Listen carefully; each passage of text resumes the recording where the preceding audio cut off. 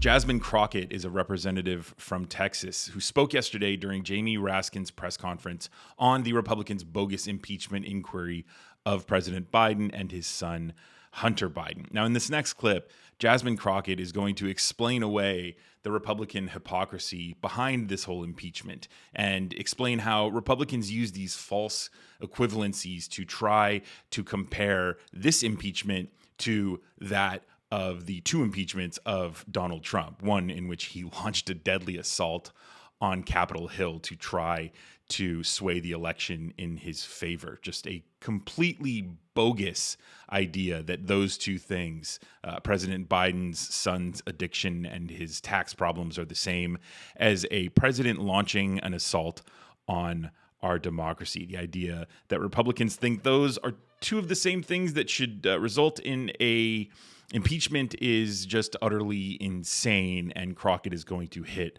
Republicans for that. She's also going to bring up a really good point about Hunter Biden's fentanyl addiction or addiction to drugs, and how Republicans pretend to be these, crusaders of the war on drugs and the war on fentanyl, yet they're so willing to take a man's addiction and use it as a political weapon. It just kind of goes to show you how shallow these people are. And, Crockett's also going to talk about the oath of office that they swore to protect the country from enemies, both domestic and foreign. And she's going to point out that, a lot of these Republicans don't want the government to work, and they're actually trying to break government. So Jasmine Crockett here does a fantastic job. If you like this clip, if you agree with Jasmine Crockett, hit that like button, share this with your friends. For Reflect News, my name is Brendan Plank, and I'll see you in the next video. I first want to thank my colleagues because they have laid out the facts as clear as anyone could.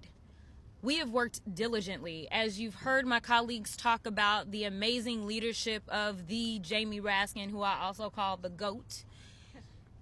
Listen, we work hard.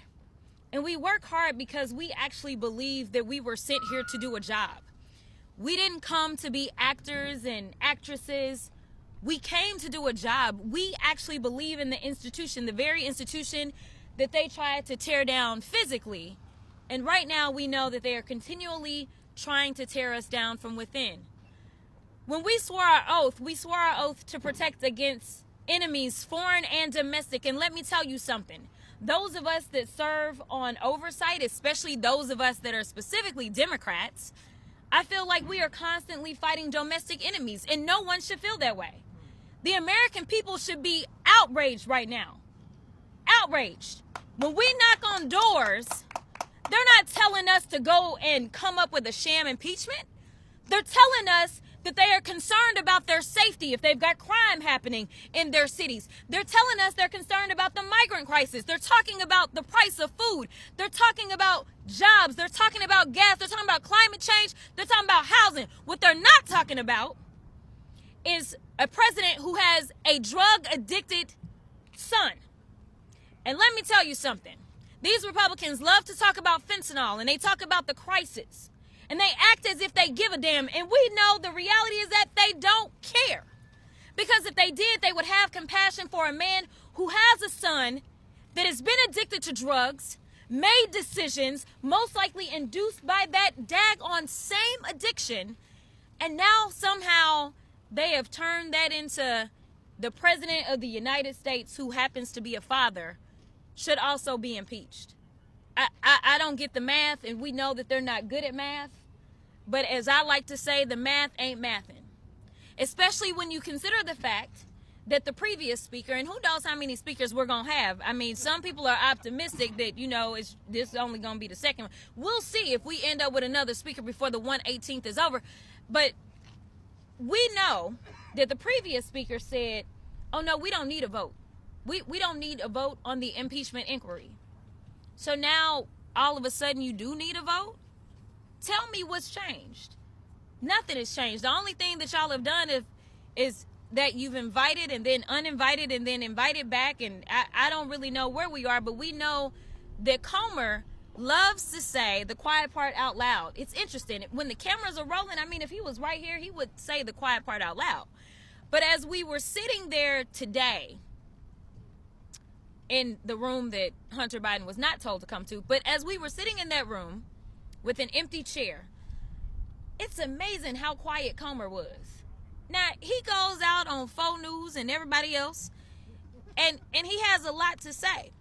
And in fact, I'll leave you with this because you've already heard from the Smurf caucus, but he decided that he wanted to go on the news and he wanted to say that he didn't want Hunter Biden to testify publicly because he was concerned about the fact that the Democrats, that's us, the ones that are fighting for democracy, he didn't want us to have an opportunity to engage in questioning. Now, you tell me if that's what democracy looks like. All we are living with these Republicans and all we're getting is false equivalencies. They want to act as if they are the real fighters for truth, when we know that they are the exact opposite. The very same people that are deciding whether or not they're going to pursue some sort of contempt, the very people that are doing that, two people still have subpoenas that they've never responded to or answered. They were sitting in that room and they want to talk about holding somebody else in contempt. False equivalencies. False equivalencies look like Marjorie Taylor Greene showing nudes of Hunter Biden in the Oversight Committee as if that's got anything to do with impeachment. And then got the audacity to feel away about me calling certain states and the laws that they've moved through their states deplorable. False equivalencies. And finally, the biggest false equivalency that we are dealing with, and then I will turn it over, is the fact that you had someone who was and continues to be a danger to our country and our democracy, and he was impeached. Now, the Senate didn't have the courage to do what they needed to do, but the House did their part. The House brought the charges. So now what they want to say is, well, that's just all presidents. So go ahead and impeach the current president so we can again draw a false equivalency as if that's not what we are supposed to do in this country. And I don't really care if you identify as a Democrat, a Republican, or an independent. You should be outraged that your tax dollars right now are being wasted on nonsense instead of taking care of you.